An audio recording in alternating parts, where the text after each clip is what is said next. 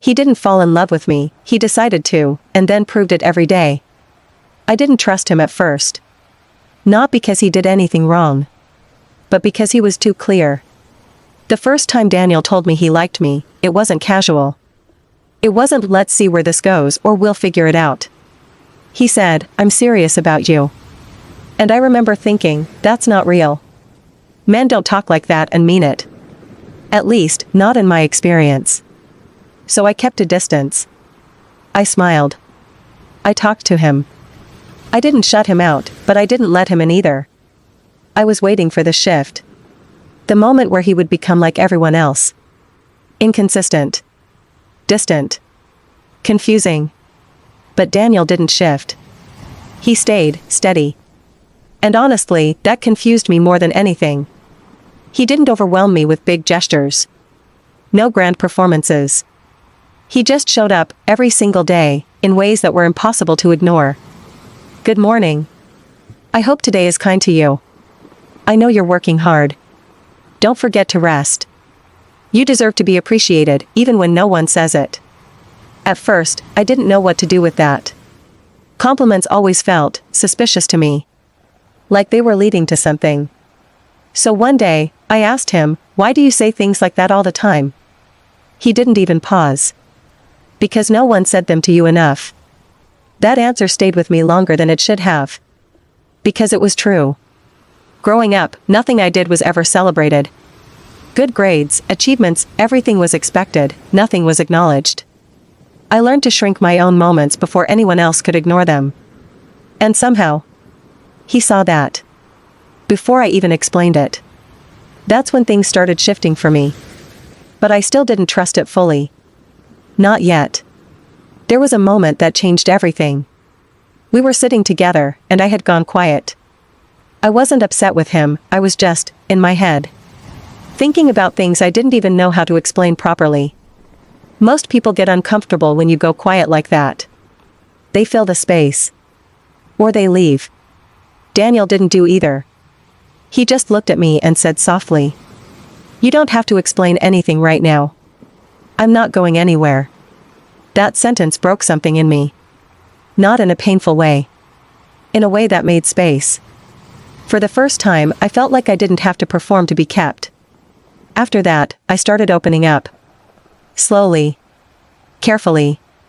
And instead of assuming how to love me, he asked. Directly. "What makes you feel loved?" I laughed at first because I wasn't expecting it. But he was serious. "I don't want to guess," he said. "I want to love you properly." So I told him. I told him I needed words.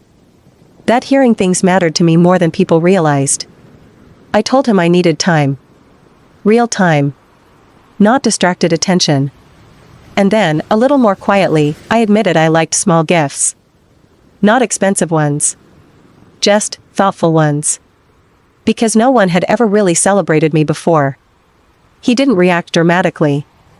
He just nodded. And remembered. From that point on, everything changed. Not in a flashy way. In a consistent way. He started telling me things every day.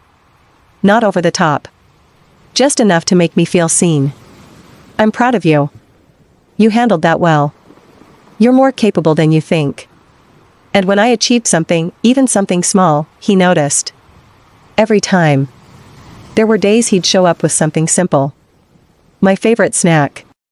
A note. A book he thought I'd like. Nothing big.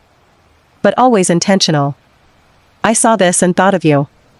And the strange part was, I started looking forward to those moments. Not because of the gift.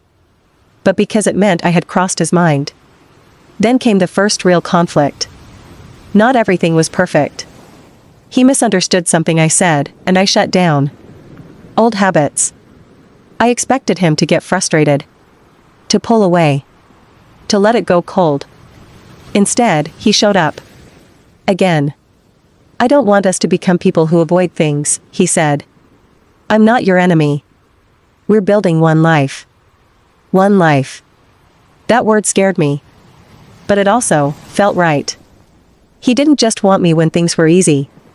He wanted to understand me when things were hard. That's when I realized something.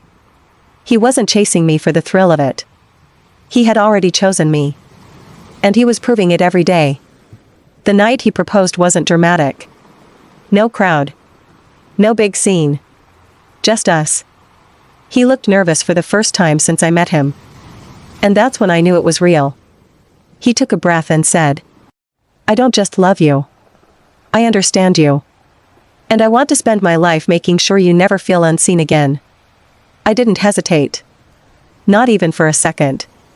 Because for the first time in my life, love didn't feel uncertain. It felt safe. And strong. And chosen. I used to think love was something people exaggerated.